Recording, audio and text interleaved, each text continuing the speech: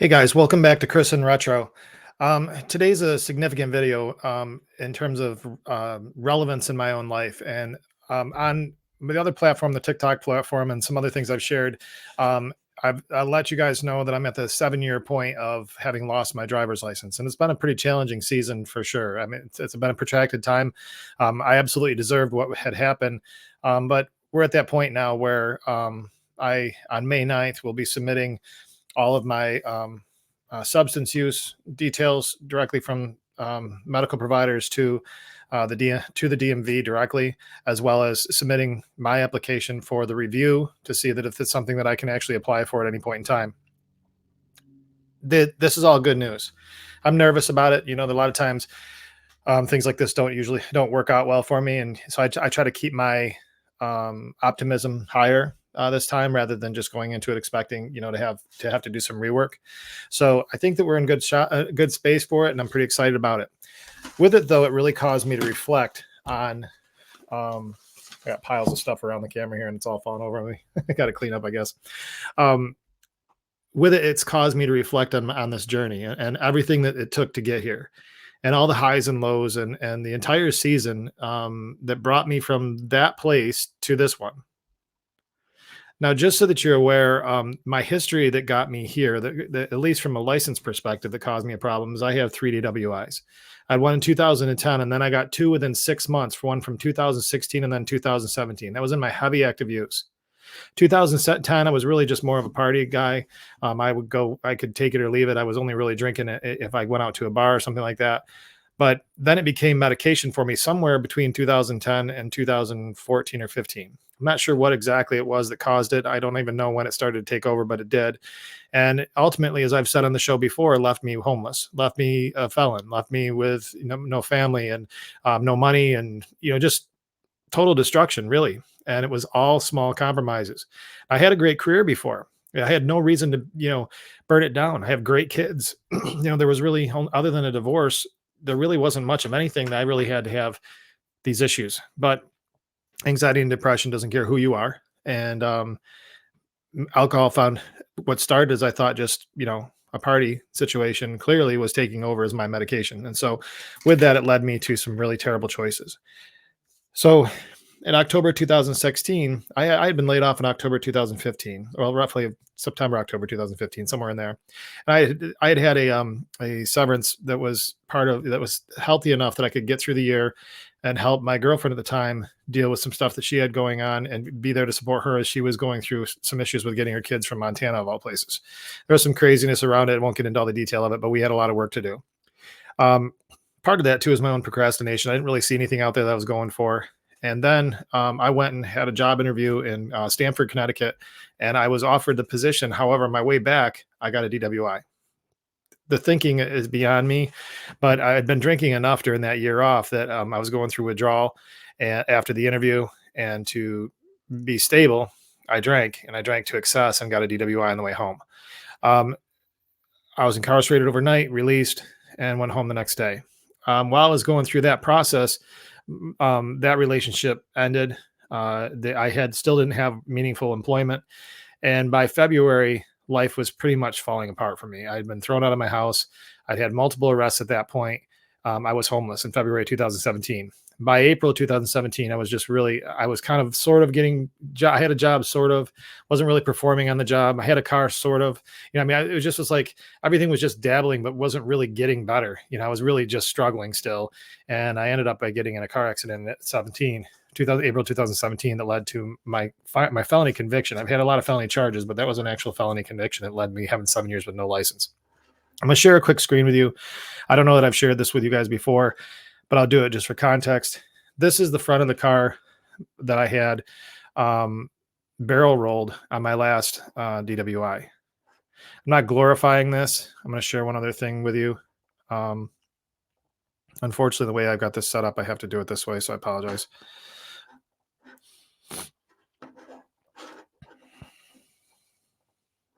This is the back of it.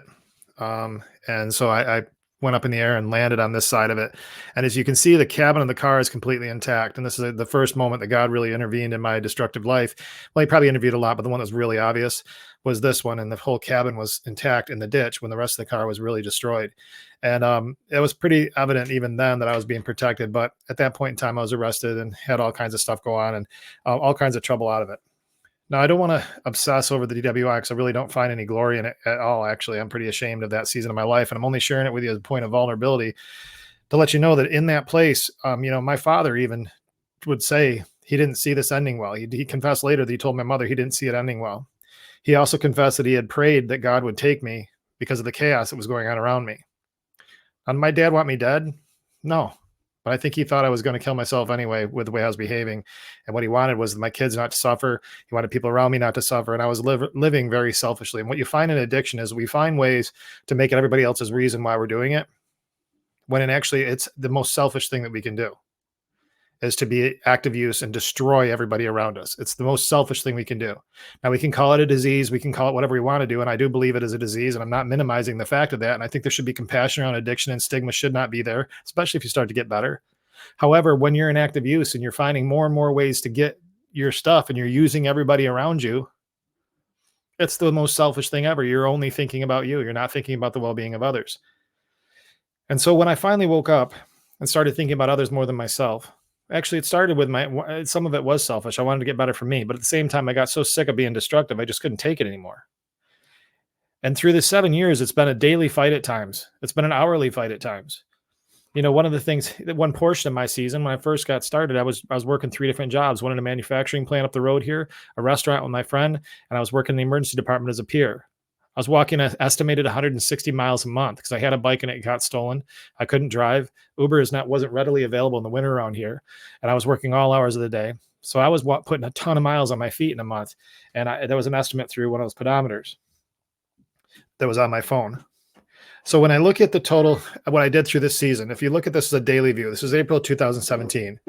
One of the things I've done is I'll just scroll each day and remember all the 24-hour seasons between April 2017 until today. And as you can imagine, I'm only on April 26th from April 10th yet in 2017. You can imagine how long it's going to take me to get to today, April 28th, 2024. But in doing this, it reminds me that every 24-hour season I went through and all the stuff that I've been through, every single good day and bad day, all the highs and lows, not one of those days was worth me burning it all down again. Any day in here that I burned it all down, and there's been some days it was pretty darn close. Any day in here that I burned it all down, this opportunity that I have on May 9th does not exist. I wouldn't be able to be back. So on May 9th, my substance use eval will be submitted to the Department of Motor Vehicles, and I'll submit my application in and around that day. I've got strong references around it.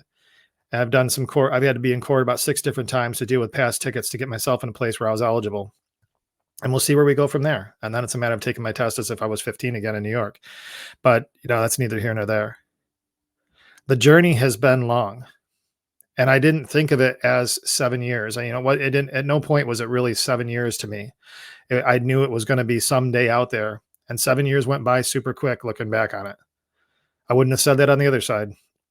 But on this side, I certainly see it go by quick. And it actually shows me just how short life is and how many years I wasted hammered, how many lives I've wasted around me, not taking advantage of those moments that I could have been with them and just enjoyed them. Instead, I was hiding from whatever it was I was hiding from as I dug my hole deeper, as I took my fear and hid from it in a bottle, as I procrastinated further and created more fear and hid from it in a bottle, as my controlling behavior lost control because I had no power over anything, including my daily existence. I hid in a bottle.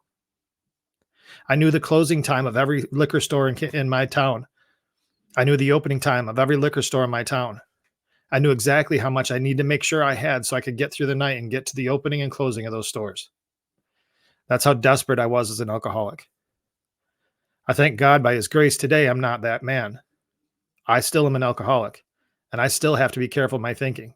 I was even having a conversation last night about some of the thoughts that are going in my head, and it's baffling to me that they're still in my head after all these years and this close to getting my license. Why am I thinking this way? Well, it's because I'm an alcoholic. And I always have to realize that no matter how good things are going for me, I have to make sure I understand I'm an alcoholic. And with that, I need to make sure that I'm always willing to pick a fight with it whenever it whispers in my ear, because there is no compromise that is worth it. And there's no compromise when it takes seed. There's no chance it won't destroy me again. There's zero chance, because I'm the exact same alcoholic today as I was then. Just, I don't have a substance in me now. But you put one in me and I'll be behaving the same way I was before. Terrible judgment, selfish behavior, and then fear and procrastination and controlling behavior all start forming destructive patterns, hiding further and further in the bottle, and then becoming the monster that I once was. Guys, I appreciate you allowing me to be vulnerable on the channel today and share with you a very personal story. I've alluded to it an awful lot.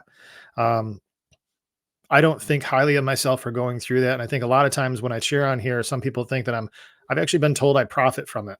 I actually had a person come on here and that has some issue with me from history, has said that I'm using addiction and I'm using the recovery community to profit from it. And I assure you that there's been no profit in any of this. Maybe someday there will be. It's been all cost financially. But the profit for me has been the fact that I believe I'm called to give back and tell a story about my journey, and hopefully it impacts others. That's why I'm here, and that's why I'm doing what I'm doing. Now, I've tried different angles and tried different ways to get the message across, and I've tried different things to make the channel successful, and of course I want it successful. I want my book to be successful. I want the channel to be successful. I want TikTok stuff to be successful. I want to have it be out there, so the more that I reach, the more impact it has. I wouldn't be doing it if I didn't want to be successful. I'm highly competitive. But I also realize why I'm here. And it's to change a life, to plant a seed of hope. Guys, I appreciate you tuning in. Please like and subscribe and comment. I'm going to be starting to do giveaways when I hit 500 subscribers. So please get friends on here and get some subscriptions coming in.